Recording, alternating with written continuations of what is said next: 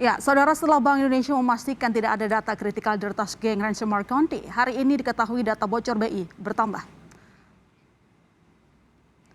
Dari tweet Dark Tracers yang tadi menyebut geng ransomware Conti terus mengunggah data internal Bank Indonesia. Jika di kebocoran data pertama adalah 487 MB, kini mencapai 74 GB. Sementara PC internal yang pada awalnya adalah 16, datanya berkembang menjadi 237 PC. Seperti diketahui, Bank Indonesia diserang ransomware pada Desember lalu. Conti sendiri diketahui ransomware beraksi internasional menebar masalah di banyak negara.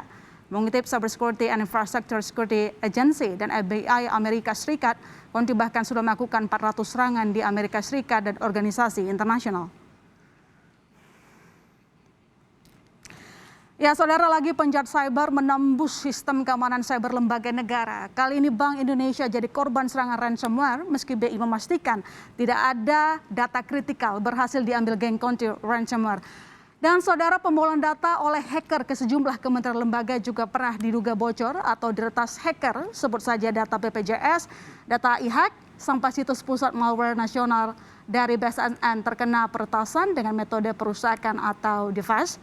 Yang jelas, saudara, kasus serangan cyber Indonesia setiap tahun menunjukkan tren kenaikan. Anda bisa lihat di tahun 2019 lebih dari 228 kasus, 2020 495 juta kasus, ini lebih dari ya.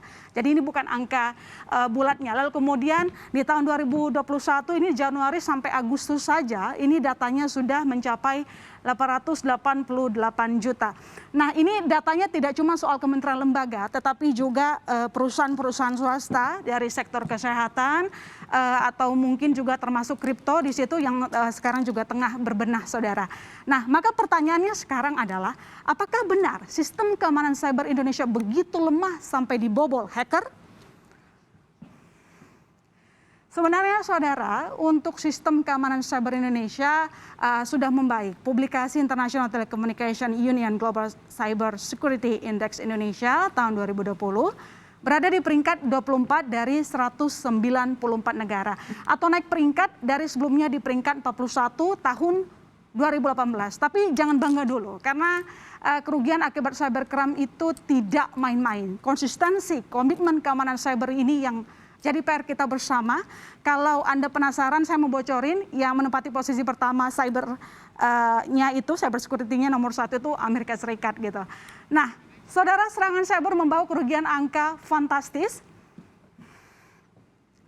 Anda bisa melihat di giant wall ini bahwa untuk estimasi, saya kutip data dari Cyber Security Ventures, itu estimasi kerugiannya 6 triliun dolar Amerika Serikat. Ya, ini agak kebalik, ini sebenarnya di tahun 2021, saudara. Sementara 2015, angka kerugian dari cyber security itu 3 triliun dolar Amerika. Sorry, maksud saya hacker. Jadi ini adalah angka yang naik signifikan dari tahun 2015 ke tahun 2021. Nah, jadi kita bisa bayangkan bagaimana kerugian dari cybercrime ini akhirnya menerobos keamanan dari cyber. Nah, saudara, kalau hackernya makin canggih, maka penangkalnya juga harus lebih canggih. Maka kita bicara di sini soal cyber security yang harus dikeluarkan. Angkanya juga terus naik. Di tahun 2021, untuk investasi keamanan cyber global, itu 60,2 miliar dolar Amerika Serikat, naik 10,0%. Dibandingkan kalau saya lihat di sini, saya bergeser 54,7 miliar dolar Amerika Serikat di tahun 2020. Nah, pertanyaannya berikutnya adalah, apakah dengan jumlah investasi di global ini dapat menangkis aktifnya para hacker? Nah, namun yang pasti saya mau sebutkan, Indonesia sendiri punya investasi yang cukup lumayan karena sejumlah perusahaan itu sudah menanamkan investasi di cyber security. Itu yang paling penting. Tetapi paling penting juga adalah bagaimana nanti regulasi dari regulator.